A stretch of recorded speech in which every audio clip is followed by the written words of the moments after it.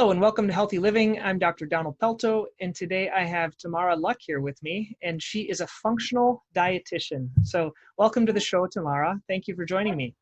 Thank you so much for having me. I'm excited to be here. Yeah, so it's nice we're all kind of secluded here. We're doing this via Zoom today. And I want to ask you a little bit about what is a functional dietitian? And tell me kind of how is that different than a normal dietitian and then some of these other professions? Sure. So I really take the whole person into account when I'm doing my nutrition counseling with someone one-on-one. And so that means I go beyond just food and counting calories. I'm not really in the business of counting calories. I always say, if someone asks me how many calories something has, I'm like, I almost need to look it up too. But what I want to know is not only what's going on in your body, but why it's happening. So what can we minimize, what can we maximize, and what can we prioritize to balance your body out and make it run optimally so you feel well. And if someone is having some symptoms, and I maybe look at symptoms a little bit differently. So for example, weight loss could be one, or low energy levels could be a symptom. And I'm trying to figure out why that's happening and how we can use food and maybe decrease toxins from bad foods and then increase nutrients from good foods and balance that all out. Okay, so you broached the topic on weight loss, which is kind of an area that I like to help patients with as well. What are some, a couple of dirty little tricks that people can use to help with weight loss if they're trying? Because it seems like everyone's trying. Just a couple of good tips or a couple of good themes that people could work on or ideas to learn more? Sure. Well, I think just my overarching message would probably be not to do any of those fad diets. So I see a lot of people coming in that have tried every diet in the book and nothing really seems to stick. Mm-hmm. So really about finding that moderation and that lifestyle piece that really helps you create something that will work for you long term. But then on sort of more the functional side, looking in with more of a microscope, kind of trying to figure out, are there hormonal imbalances? Detoxification can be a really big thing too. We hold toxins and, for example, we hold heavy metals in fat cells. So if you are trying to detox and lose a lot of your fat, well, then you're releasing toxins into your body, and that's not going to make you feel good either. And that doesn't lead to lasting success. So using or looking at weight as more of a symptom and trying to figure out some of the why behind it, and not really just focusing on calories in versus calories out. Okay, perfect. And you talked a lot when I was asking some questions before about the gut. And like that sounds like something that you're really interested in, that a lot of maybe people aren't used to talking about. Before I was interested in gut health, I thought of, well, I have to eat yogurt and that's about it. So tell us a little bit about gut health and why it's so important and why it's neglected. Sure. Gut health is definitely my passion. And for me, it's the center of where everything's starting. So not only does our microbiome or bacteria influence so much of how our body works, it's making things like vitamin K and B vitamins, it's making serotonin. So just our microbial balance is really important. Also, I'll just note that most of our immune system is in our gut. Mm-hmm. And, when we're talking about the virus these days, starting off with a really healthy gut is really important. But sort of beyond just that and the bacteria, if we think about all the building blocks that we need for every cell, every hormone, every single thing that we make in our body, we get that from food, right? Mm-hmm. So if our gut health isn't optimal and we're not digesting and absorbing all of these nutrients, every part of our body is not working to its optimal function. So that's why I love starting with gut health. And for those that are watching, what are just 3 easy ways, if they can't see you, if they just want to start improving their gut health, give us a couple of easy things that people can try that might see some quick results. Sure. So my first thing is always eating real food, right? So if we are eating things that are very highly processed, coming in packages, we aren't getting the same nutrients, we aren't getting the same fibers that feed that good bacteria. So having lots of vegetables and real whole foods is really important. Okay, The for people that have never heard of eating whole foods, there might be some people that are watching that, well, whole foods, I eat food all day. Is there an easy designation if someone's in the supermarket, what foods are whole foods and what foods are processed foods, and how they can focus more on whole foods? Sure. So a trick that some people like is shopping the perimeter. So really focusing on when you're actually at the grocery store. So focusing on that fresh fruit and vegetables, and then maybe the meat and poultry sections and eggs and fish, versus things that come in a bag like chips. Okay, that's an easy explanation. Now, the question to you, this is you don't have to explain all of it, but organic, non-organic, which stuff needs to be organic, because it tends to be expensive. Eating whole food, I find, is a little bit more, or a lot more expensive than eating processed food. Totally. So I like to go by, I have two quick and easy ways to go by. The first is there's a group called the Environmental Working Group, and they put out a list of the Dirty Dozen and the Clean 15. So when we're talking about organic, one of the biggest concerns is the pesticides and the chemicals that are sprayed on these crops. So the Dirty Dozen is a list of foods that are the most heavily sprayed, and those are really the ones to focus on buying organic. Okay. Spinach is always at the top of the list, so always get your spinach organic. Then if we think about the Clean 15, the things that are a little bit less heavily sprayed, and how I kind of think of this and remember too, is things that have a tough coating on the outside. So for example, an avocado that has a tough skin to it that you're not eating. So those are okay not to buy organic. Coconut and things like that. Exactly. So you can save a little bit of money there. I know when I go to the grocery store, the organic avocados are really expensive. So I'm like, you know what? I don't even need that. Interesting. And for those that are watching, I'll put a little link underneath the video for some of those things that you've mentioned. That's great. So the first thing for gut health, how to improve it, is whole foods. Do you have two other little tips you could give people? Sure. So you brought up yogurt, and I think probiotics are a great addition to someone's diet. So that is, or the point of that is that you're actually eating some of the bacteria, and it can help to rebalance your own gut, and also help to calm the immune system down a little bit, because the bacteria that your body sees really helps to set the stage for how your immune system is reacting. So when I look for things that have probiotics in it, you could do yogurt. I do work with a lot of people that don't tolerate dairy, so then I would recommend something like sauerkraut or kimchi, or some of those fermented foods. I just always recommend getting something that is in the fridge. So if it's in the refrigerated section of the grocery store, that means there are still active cultures in there, versus if it's in a bag sitting on a shelf somewhere, probably you're not getting the benefits. A preference, I know my opinion, but your opinion, high fat, low fat, yogurt, for example. Of yogurt. Oh, sure.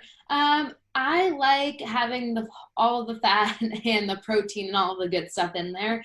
I'd rather someone choose something that is a little higher in the fat content and a little lower in the sugar content. So not having that added sweetness or added sugars to them. I usually have or recommend people putting in their own fruit in.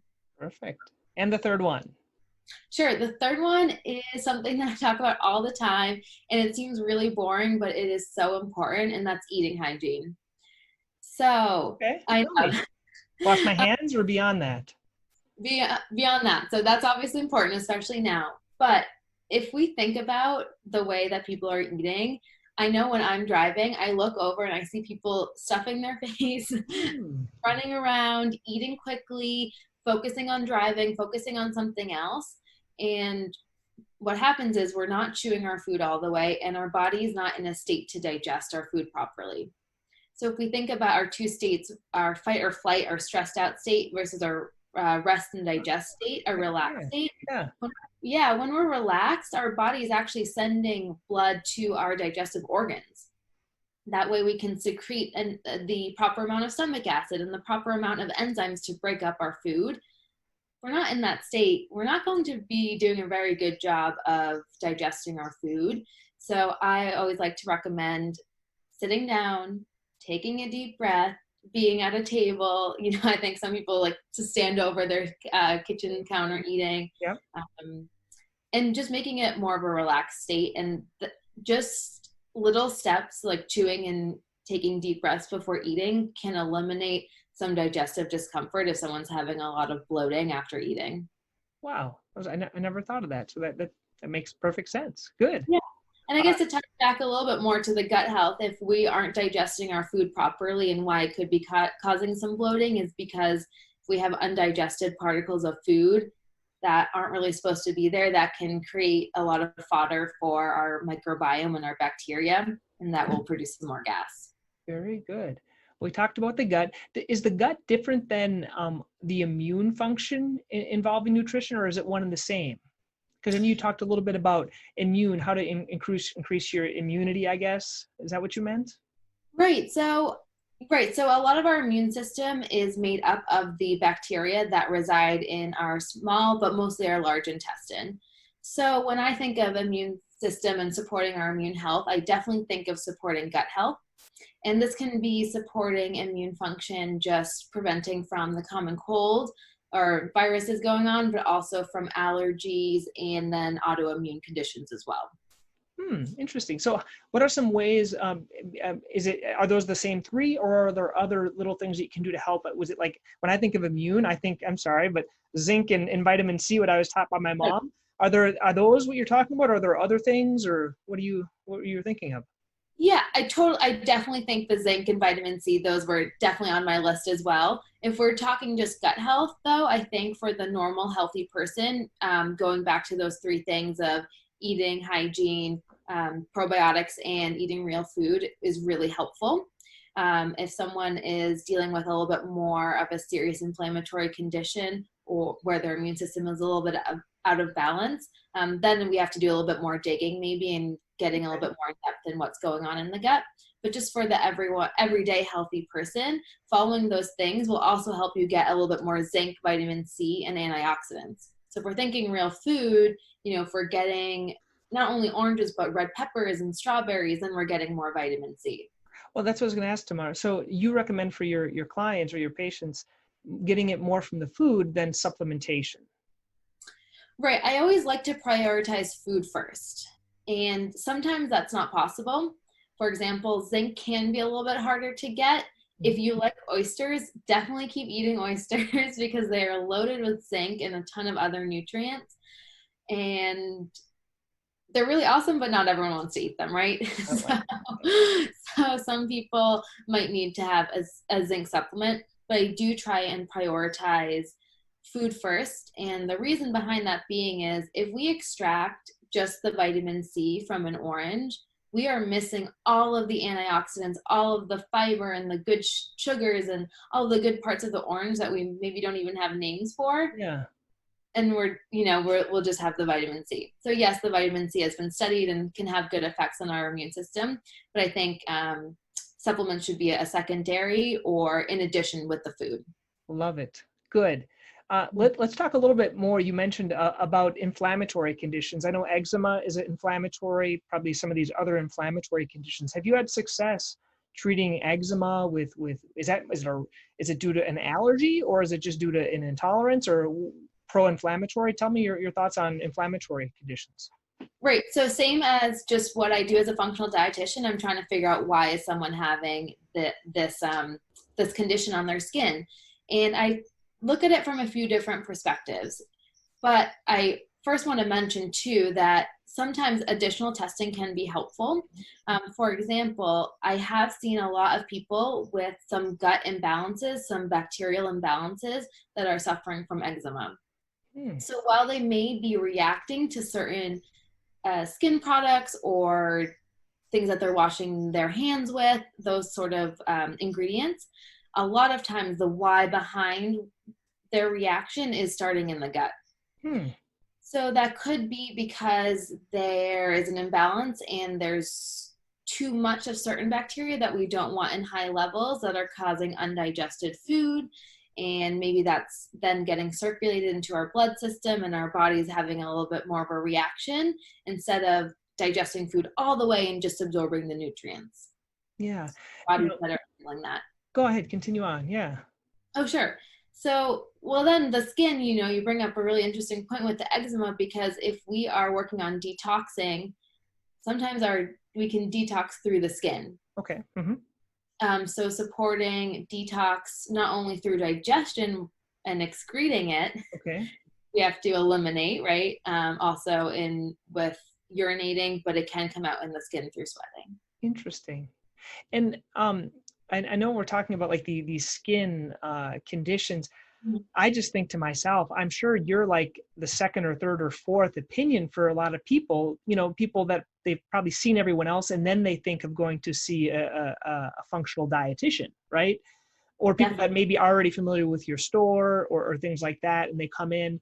Um, how can people make a distinction when they need to see someone as a functional dietitian versus seeing their primary care or a dermatologist or something else like that?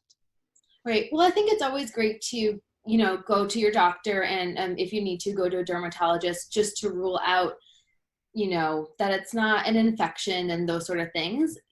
But I think what I can do is really take it that step further. So now your skin condition has a name. Now let's take a few steps backwards and figure out why that's all happening. Okay. Yeah. And I mean, there are some easy, quicker fixes, I suppose. Yeah. So for example, what I found with a lot of my clients is that the two food groups that really provoke their eczema or their psoriasis would be dairy and gluten. Okay. Do you do an elimination diet for people? Can you tell people what that is and how that works? Exactly. So what I usually recommend is either starting with one of those food groups at a time and removing it from your diet for about a month and really completely eliminating it.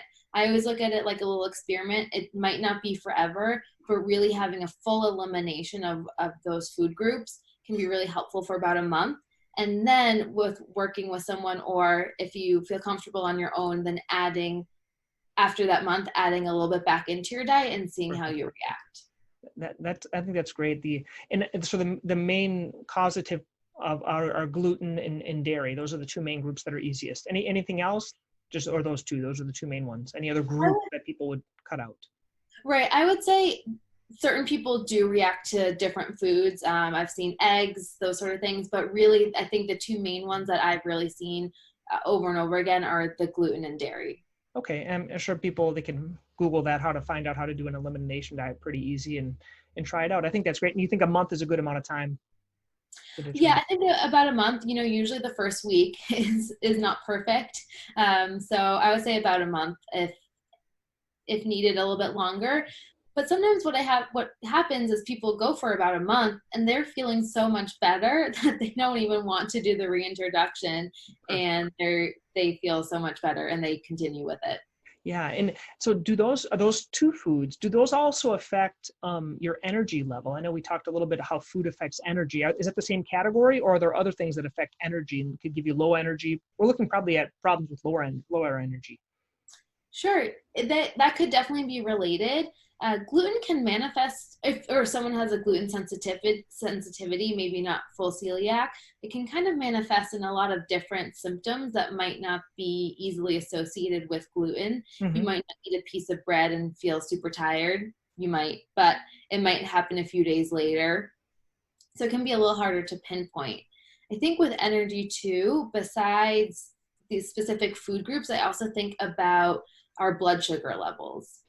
Okay. And even before someone is diagnosed with diabetes, I like to take a look at how our foods and how we're building our meals and snacks, how that influences our energy levels. So I think we've all had that moment where we haven't really eaten and we are super hungry and we're hangry and we're really mad. That's because our blood sugar is really low. So what do? We eat pretty quickly. Maybe we're craving something a little sweeter, and that raises our blood sugar up pretty quickly. And our body's like, oh my gosh, what's happening? Yeah. And it pulls it all into the cells because our cells want that energy, right? Mm-hmm. But now we are crashing down, and that's sort of when we see that slump. Maybe some people, those ups and downs, those peaks and valleys, and maybe, someone around 2 or 3 in the afternoon is feeling so sluggish. That can be part of the reason. So I always try and build balanced meals. And I know there's that food plate and that food pyramid, and I do not like that one. Me neither. I like to envision my own different one that is really focused on vegetables, almost half the plate of vegetables, and then adding in with some fiber, maybe grains, maybe some certain types of vegetables, and then adding in protein and fat, and building a really balanced meal so that we have good energy throughout the day, not going up and down. Perfect. And I see you and probably intentionally cut out most carbohydrates, which we don't need carbohydrates to live, right? We can live okay without them. And they're found in the vegetables, like you mentioned. Exactly. They're found in vegetables. And when we sort of look at a typical American diet, it's really carb heavy. You know, if someone's having cereal for breakfast, even if it's not the super sugary ones, it's still more of a carb-based breakfast. Yep. And then we're having maybe sandwich with potato chips at lunch and then pasta for dinner. To me, that's just carbs, carbs, carbs. Yep. And that's not really supporting your body in an optimal way for energy. Perfect. Very good. Very good. We've talked about a lot of different things. I think we've covered most of the things we're talking about. If people want to get some recipes from you or learn about you, I'm going to put up the slide here as you're kind of explaining that a little bit.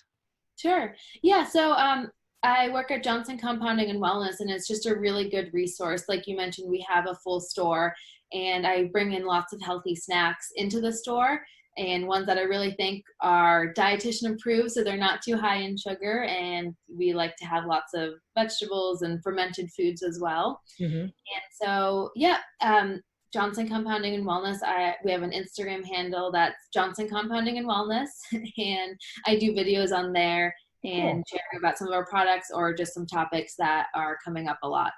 Yeah, I think so many people have issues with food, and I think you touched on a couple of things about the whole food and some good points that people can start. And I think a lot of people have never seen it, because typically when I think in my specialty, who sees dietitians are usually diabetics. That's probably the majority of what they do. So you're probably seeing some diabetics, but you also see people for other things. Is that correct? Totally. And it's actually interesting that you say that, because some of the insurance laws are a little funny of who, depending on the insurance, depending on who can see a dietitian. But I like to see people also before they're diagnosed with something, right? Diabetic yeah, or even before a doctor even mentions something, you know, you could be having some intestinal discomfort. You could be experiencing those peaks and lows without being diagnosed with anything. Yeah. So really looking at prevention and how can we just get you feeling better and keep raising that bar of your health and wellness before things have progressed to a diagnosis. But if you're already at the diagnosis, that's not horrible either. We can still work with that. Yeah. Well, very good, Tamara. Very helpful. This is Tamara Luck. She's the Director of Nutrition there at thenaturalcompounder.com and Johnson's Compounding and Wellness. Thank you so much for your time. Appreciate it. Thank you so much. Hey guys, thank you for watching Healthy Living. You're going to find a few links here I'd like you to click. One is to subscribe to this channel on YouTube. Also, you can learn more. There are some videos here you can see.